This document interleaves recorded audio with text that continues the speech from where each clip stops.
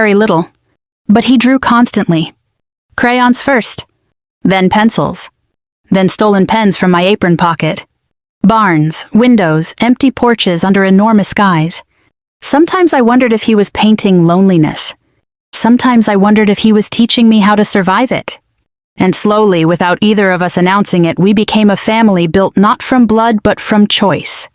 Until the day his paintings began to change. Until the day the world began to notice. Until the day the man who left us behind came back to claim a future he had never helped build. The first time I noticed Ethan's drawings had become something more than coping. It was late on a humid July night. The diner had closed early because the air conditioning unit finally gave up. I came home smelling like grease and disappointment, my feet throbbing in shoes that had outlived their purpose. The house was quiet. Too quiet. For a moment, panic rushed through me, that old instinct that something had gone wrong while I was gone. Then I saw the light under the dining room door. Ethan sat at the table, hunched over a canvas that looked far too serious for a 12-year-old boy. He didn't look up when I entered. His brush moved slowly, deliberately, as if each stroke required permission from some invisible authority. "What are you working on, sweetheart?" I asked. No answer. Just the soft scrape of bristles against cloth. I stepped closer. The painting showed an elderly man sitting alone on a wooden porch at dusk. One hand rested on a cane. The other shielded his eyes as he stared down a long, empty road. The sky behind him wasn't blue. It was the color of waiting. I felt something tighten in my chest.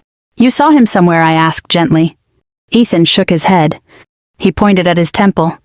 Then at the canvas. That was his way of saying he lives here now. Mrs. Calderon from across the street noticed the paintings first. She had taught art at the local high school before retiring, and still wore paint-stained cardigans like a badge of honor. "You can't keep this hidden," she told me one afternoon after I reluctantly invited her in. Ethan hovered in the hallway, anxious around visitors but curious enough not to retreat. "This isn't hobby work," she continued, studying the canvas like she was reading scripture. "This is expression most adults spend their lives trying to find." I didn't know what to do with praise. Praise doesn't pay therapy bills. Praise doesn't calm a child who melts down in grocery store aisles because fluorescent lights feel like lightning. But Mrs. Calderon began bringing supplies, used brushes, half-empty tubes of oil paint, a folding easel that smelled like decades of classrooms and stubborn dreams. "Let him speak," she said. "He already knows what he wants to say." Money was always the quiet third person in our house. It sat at the table when I balanced checkbooks at midnight. It followed me into doctors' offices where insurance coverage felt like a game designed to humiliate. When Ethan turned 14, I started worrying about something new. What would happen when I was gone? I was already pushing 60. My knees ached in winter. My blood pressure pills lined the bathroom shelf like tiny reminders that time doesn't negotiate. So I began planning. Legal guardianship research at the public library. Savings accounts with whatever tips I could spare. Document folders labeled in careful handwriting. If life had taught me anything, it was this: love without preparation is just hope wearing a blindfold. The turning point came at the county arts fair. It was held every September on the courthouse lawn. Funnel cakes quilt, auctions, bluegrass bands playing songs older than regret. Ethan almost didn't get out of the car. Too many sounds. Too many strangers. His hands flapped nervously, a habit he'd never quite outgrown. "We can go home," I told him. He looked at the canvas on his lap, then at me. And for the first time in years, he took my hand voluntarily. We stayed. 3 hours later, a blue ribbon hung from his painting. People gathered, whispered, asked questions I answered poorly. Then a woman in a tailored linen suit handed me a business card. Midwest Contemporary Gallery, it read. "We'd like to talk about representation." Opportunity felt like standing at the edge of a cliff. Exciting. Terrifying. Unavoidable. That night, Ethan didn't sleep. He painted until sunrise. And as cicadas sang outside our open windows, I realized something that made my stomach twist. Success has a way of waking ghosts. And somewhere out there was a man who once walked away from this child. A man who would eventually hear about the millions and come looking for a piece of a story he had never stayed to finish. The first time we took Ethan to Chicago, I packed like we were going to war. Extra clothes, noise-canceling headphones, his favorite peanut butter crackers. Copies of medical documents I had carried for years like protective charms. We left before sunrise. Indiana farmland rolled past the truck windows in quiet shades of gold and green. Ethan sat beside me, knees pulled close, sketchbook balanced on his lap. He drew constantly when he was anxious. Telephone poles, silos, a dog chasing nothing across an empty field. I kept talking even when he didn't respond. Big cities are loud, I said, but we'll take it slow. No rushing, no pressure. He nodded once. That was enough. Midwest Contemporary Gallery occupied the third floor of a renovated brick warehouse near the river. The lobby smelled like coffee and polished ambition. White walls, bright lights, paintings hung like declarations. The woman from the county fair, Mary Ann Pierce, greeted us with a handshake firm enough to make me trust her just a little. We don't want to change him, she explained after watching Ethan study a large abstract canvas with intense concentration. We want to give him structure, protection, space. Protection. That word mattered more than fame. I had spent years shielding Ethan from a world that mistook difference for weakness. If art was going to become his future, it had to come with safeguards. Contracts were discussed. Trust structures. Guardianship recognition. Royalties. I listened carefully, asked questions people probably assumed I was too small town to understand. Mrs. Hargrove reviewed every clause with the determination of someone who had seen families fracture over less. It's legitimate, she told me finally. More importantly, it protects him. So we signed. Not because we dreamed of wealth. Because we feared what would happen if we didn't. The first exhibition was held the following winter. Snow piled against curbs like folded blankets. I bought a new dress from a discount rack and spent 20 minutes figuring out how to use mascara again. Ethan wore his gray sweater, the one he insisted was lucky. People came. More people than I had imagined could care about paintings. They stood in front of his work quietly. A barn collapsing into twilight. A bus stop with no passengers. A single porch light glowing like hope refusing to quit. You can feel the silence, someone whispered behind me. Another said, he paints what most of us are afraid to admit we feel. I swallowed hard. Because they were right. They just didn't know how much those feelings had cost him. The auction came the next spring in New York. I had never been farther east than Ohio. Skyscrapers made me dizzy. Taxi horns sounded like arguments that never ended. The auction hall felt like another universe, velvet chairs, crystal lights, people who discussed millions the way we once discussed grocery coupons. Lot 14. Evening vigil. A painting of a woman sitting at a kitchen table long after midnight, a single lamp illuminating unpaid bills and a cup of cold coffee. My breath caught. It was me. Not literally, but spiritually. Bidding started at $50,000. I almost laughed. It felt unreal. Then the numbers climbed. 100. 200. $500,000. I stopped counting somewhere around 1 million because my heart wouldn't slow down. When the hammer finally fell, the screen displayed $3,900,000. Applause filled the room. Cameras flashed. Hands grabbed mine in congratulations. But Ethan didn't celebrate. He stared at the painting like he was watching part of his childhood disappear forever. Fame arrived faster than peace. Reporters called the diner asking for interviews. Neighbors suddenly remembered our names. Financial advisors spoke in complicated sentences about investment portfolios. I checked bank statements at night like they might vanish by morning. And deep inside, an old fear began to stir. Because success does something dangerous. It shines light into places that were once safely forgotten. And somewhere I knew there was a man who would see that headline. A man who once walked away from responsibility. A man who might now decide he wanted a share of the reward. The only mystery left was how he would return. And what he would demand when he did. He didn't call first. He didn't write. He didn't even pretend to ease his way back into our lives. He simply showed up. The morning was cold enough to sting. I was on the front porch sweeping last night's leaves into a crooked pile when a silver sedan rolled slowly into the driveway like it already owned the place. I knew that car didn't belong to anyone on our street. I also knew before the engine even stopped that the past had finally come to collect. My husband stepped out. 12 years had carved lines into his face, but hadn't softened his confidence.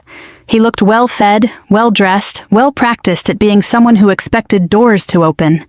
A younger woman stayed in the passenger seat staring straight ahead like she was part of the upholstery. Then the lawyer got out. Briefcase, tablet, smile sharp enough to cut rope. Margaret, my husband said, using my name like it had been waiting on his tongue all this time.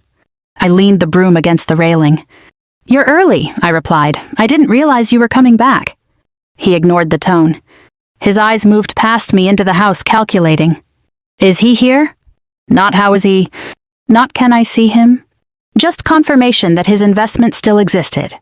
"Yes," I said, "he's painting." The lawyer stepped forward before my husband could say another word.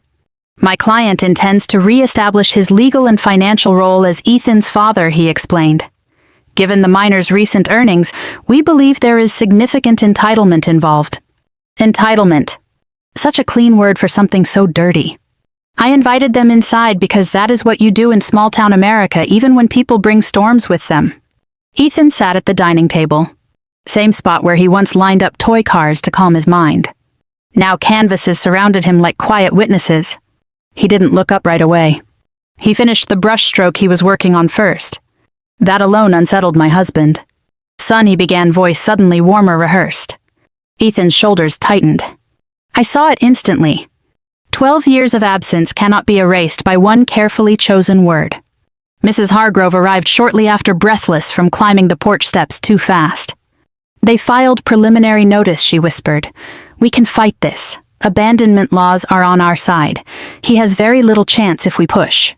Push. Fight. Argue. Drag this boy through headlines and courtrooms and strangers dissecting his childhood like a case study. I felt something inside me sag with exhaustion. For years I had carried the weight of survival. Now I was being asked to carry the weight of victory too. And suddenly I wasn't sure I had the strength. "What if we don't?" I said. Mrs. Hargrove blinked. "Don't what?" "Don't fight." Silence spread across the room. My husband straightened slightly, hope flickering in his expression. "You're being reasonable," he said. "For once." For once. 12 years of sacrifice reduced to a convenient personality flaw. But I didn't respond to him. I looked at Ethan. His hands were trembling. Not violently. Just enough to remind me that beneath the headlines and auction records, he was still the child who once hid in closets when voices got too loud. "I don't want this to hurt you," I told him quietly. "I don't want them turning your life into evidence." Then I turned to my lawyer. "Let him take it." The words fell heavier than I expected. Mrs. Hargrove stared at me like I had just surrendered a war she had already prepared to win. My husband exhaled slowly. Relief. Triumph. Validation. But before anyone could move forward, Ethan spoke. "Stop." Just one word. Clear. Measured. Final. He stood up taller than his father now and walked to his room. When he returned, he carried a thick folder I had never seen before. Inside were copies of therapy invoices, school incident reports, letters addressed to a father who never answered, and legal documents stamped with official seals.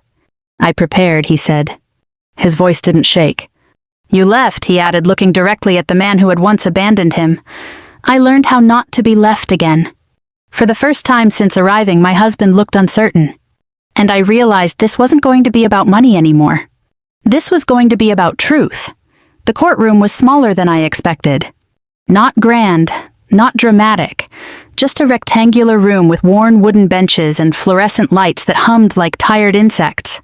The kind of place where real lives are quietly rearranged. Ethan sat beside me, hands folded in his lap, the way he had taught himself to sit during therapy sessions years ago. Controlled, grounded, present. Across the aisle, my husband stared at a stack of documents as if they might rearrange themselves into victory. His lawyer whispered strategies. Mrs. Hargrove whispered patience. But Ethan whispered nothing. He was saving his words. The judge, a woman with silver hair pulled into a tight knot, adjusted her glasses and began reviewing the case summary. Biological father seeking financial and parental rights, she read. Documented absence exceeding a decade. Substantial earnings placed in protective trust. Substantial earnings. Again that phrase. As if money were the most important thing being discussed. When the judge invited Ethan to speak, I felt my pulse climb into my throat. He stood slowly. 17 years old. shoulders no longer hunched, eyes steady in a way that had taken a lifetime to learn. "I don't hate my father," he began. The courtroom shifted. Even the air seemed to lean closer. "I just don't know him." He handed the bailiff a set of papers. "These are therapy notes," he explained. "They show how abandonment affected me. Panic episodes, communication delays, sleep disorders." He didn't dramatize. He didn't accuse. He simply told the truth like an artist choosing colors carefully. "These are letters I wrote," he continued. "They were returned unopened." My husband's jaw tightened, but he said nothing. Perhaps for the first time in his life he had no explanation ready. Then Ethan reached the heart of it. "My paintings are not accidents," he said. "They are records." He described how art had helped him understand feelings he couldn't speak, how routine had built safety, how presence, quiet, consistent presence, had created trust. He turned toward me. "My stepmother stayed," he said. 3 simple words. They carried more weight than any legal argument. Then he addressed the money. "My earnings are protected by a trust," he explained, "created with legal counsel when I was 16. It names Margaret Lawson as financial guardian until I am 18. He paused. "I choose her. Not because biology required it. Because life had proven it." The judge nodded slowly. The ruling came without theatrics. The biological father's financial claim was denied. Parental authority remained limited. The trust would stand. But the real ending happened outside the courthouse. Reporters gathered like birds sensing bread. Microphones extended. Questions shouted. Ethan ignored them. He walked straight to his father. The man who had once walked away now stood uncertain, smaller somehow. "I will not give you money," Ethan said gently. My husband swallowed. "I understand," he replied, though his voice suggested he didn't. "But you can come to my next exhibition," Ethan continued. "You can see who I became." Silence stretched between them. Then my husband nodded. Not triumphantly. Not even gratefully. Just honestly. It was the first real moment I had ever seen from him. Life didn't transform overnight. Healing rarely announces itself. But small changes began to appear. My husband attended the exhibition. He stood in the back, hands in his pocket, studying canvases that told stories he had once refused to hear. Later, he helped carry lumber when the old feed store downtown was converted into Ethan's first studio. No speeches. No promises. Just work. One evening, as the sun faded into soft Indiana gold, Ethan and I sat on the porch with 2 cups of weak coffee. "Were you afraid?" I asked. "Always," he said. "Of him?" He shook his head. "Of losing you."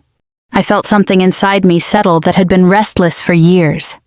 If this story has touched you, if you've ever stayed when leaving would have been easier or chosen responsibility over comfort, take a moment to reflect on the quiet power of showing up. Share this story with someone who believes love is proven through action. And if you'd like to hear more stories about justice, resilience, and second chances, consider subscribing and becoming part of this community. Because sometimes the greatest revenge is not winning. Sometimes it is raising someone kind enough to forgive. The end.